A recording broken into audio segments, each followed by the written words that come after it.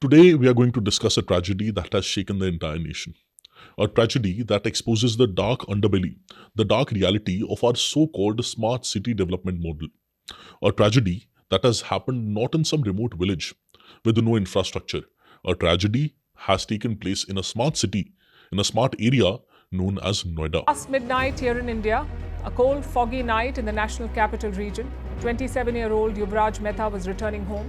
It was foggy, there was a drain on the side, and it had a broken boundary wall. So his car plunged into this 70-foot deep drain, 70-foot deep. Residents say they had flagged it earlier.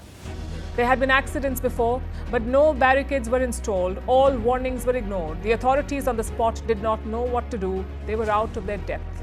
लेकिन बोला कि पापा अब ये डूब रहा है, अब बहुत कम उम्मीद है, मैं डूब रहा हूँ। ये पुलिस की पूरी टीम थी, कंसर्न्ड नॉलेज पार्क थाना की पुलिस थी और वो लोग लगातार फ़ोन कर रहे थे किसी टीम को बुलाने के लिए, लेकिन वो टीम आने से भी क्या फ़ायदा जब मेरे बेटे को नहीं बचाया जा सका। उनके पास सफिशिएंट साधन नहीं था। चारों जगह और भी विकल्प की तलाश कर रहा था कि कोई स्विमर मिले ताकि वो तैर के जाके मेरे बेटे को बचा सके। Which is the satellite city of our national capital, right in the heart of National Capital Region NCR.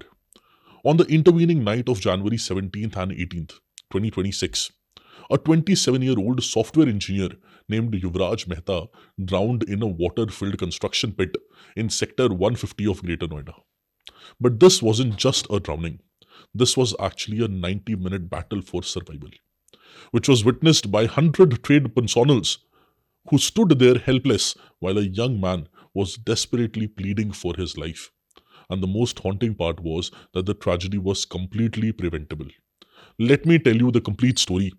And through the case, we'll analyze the massive administrative failure in our country, the gaps in our disaster management system, and the questions which this raises for aspirants about governance, about accountability, and the role of institutions in our country. And as I've told you, it is actually a 90-minute horror story. It was about 12:15 to 12:30 a.m. on January of 18th, 2026, when this dense fog had engulfed Noida.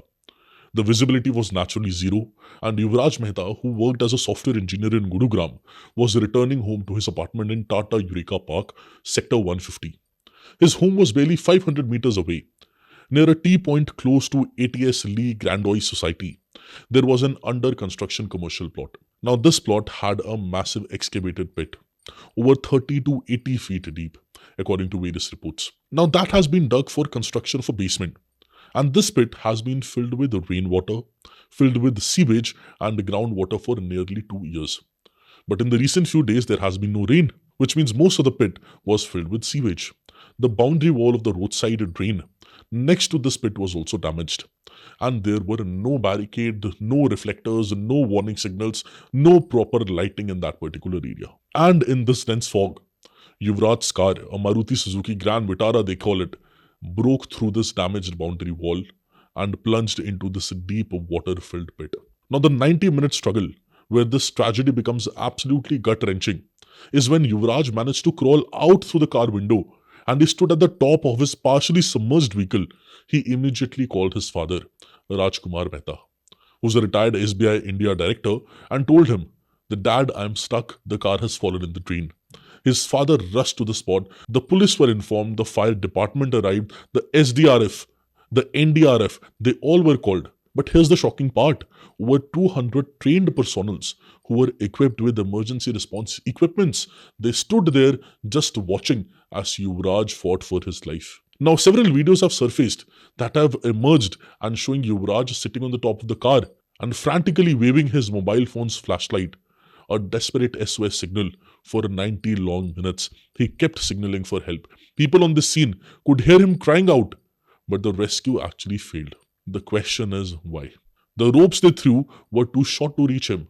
The ladders couldn't extend to the required depth. The cranes couldn't reach the exact location. Dense fog created zero visibility, and there was no proper coordination between the agencies as well. And eventually what happened? Yuvraj succumbed. The post-mortem reports have confirmed that he has died due to asphyxiation, followed by a cardiac arrest. Essentially, he drowned as water entered his lungs. His body was recovered only after several hours of search operations. And this definitely is not due to any accident. This was preventable, and this is a governance administrative failure, a multi-level administrative failure. And now let me break down what were the administrative failures systematically, because this is very crucial for our understanding about the event, and not just understanding governance through the books, but understanding governance in reality. This case is a textbook example of how multiple levels of governance can fail simultaneously. The first level of negligence is the builder's criminal negligence. The plot in question has changed hands from Lotus Greens construction to MZ Wistown planners in 2021. But here are the violations. The construction pit had remained excavated and waterlogged for nearly 2 years. No proper barricading was installed, despite it being a mandatory safety requirement. No warning signals, no reflectors were placed. The damaged boundary wall was never repaired. Environmental laws were violated. Sewage and drainage water it accumulated. And unchecked FIRs have been filed against 5 individuals, including a lot of other names. And all were associated with these construction firms. The second systematic failure is with the Noida's authority. So Noida authority systematic failure is also to be blamed. This is where the governance failure becomes glaring. Prior warnings were already ignored. The residents of Sector 150, they had repeatedly complained to Noida authority about multiple safety hazards. Multiple written complaints were there which demanded speed breakers, which demanded reflectors, which demanded covering of the open drain and drainage of the waterlogged plots, and better street lighting as well. Even the Dadri MLA and the Gautam Budh Nagar MP, they had written letters urging immediate safety measures. But all these warnings fell on deaf ears. Now here's the most damaging evidence of administrative apathy.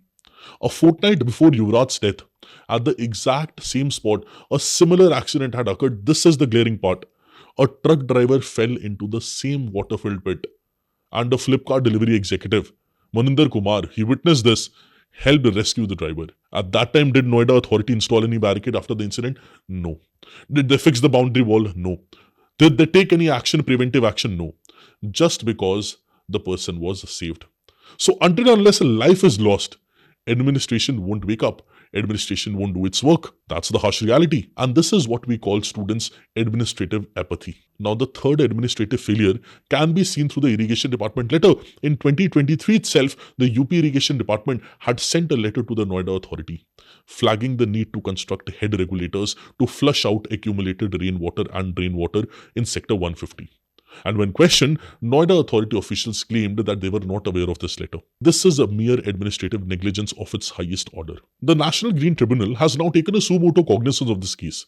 And according to NGT, a stormwater management plan was prepared by the UP Irrigation Department in 2015. And despite multiple surveys and site inspections, this plan remained only on paper. Improper drainage, it led to several waterlogging affecting the nearby housing societies. And the NGT has issued notices to Noida Authority, to UP Pollution Control Board and District Administration as well.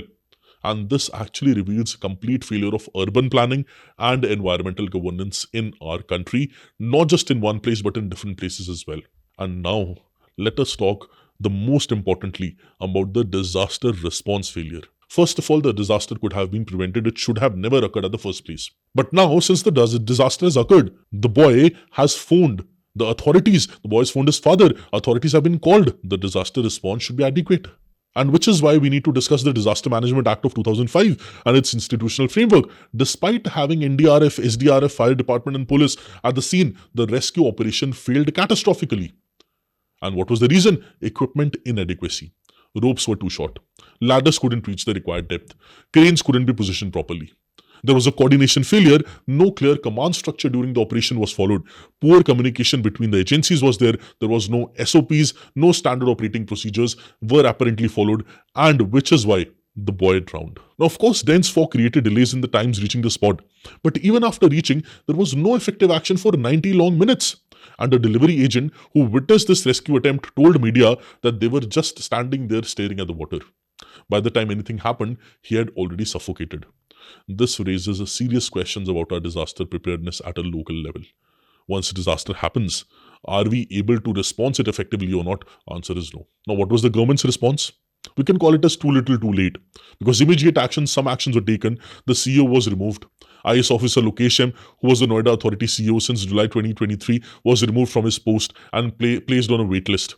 Junior engineer is terminated. A junior engineer from the Noida traffic cell was dismissed. A SIT has been formed by the Chief Minister Yogi Adityanath, ordering a 3-member special investigation team consisting of additional DG of Police, of Meerut Zone, Divisional Commissioner of Meerut, Chief Engineers of Public Work Department, and this SIT has been given 5 days to submit its report. Multiple FIRs have been filed. First FIR against the builders under culpable homicide charges. Second FIR under the Environmental Protection Act and the Water Pollution Act. And NGT has intervened. NGT has taken, National Green Tribunal has taken suo motu cognizance and demanded replies by April 10th, 2026. But this has to be questioning the accountability. Accountability needs to question. Political reactions have been sharp from across the borders. Political reactions have been sharp from across the quarters.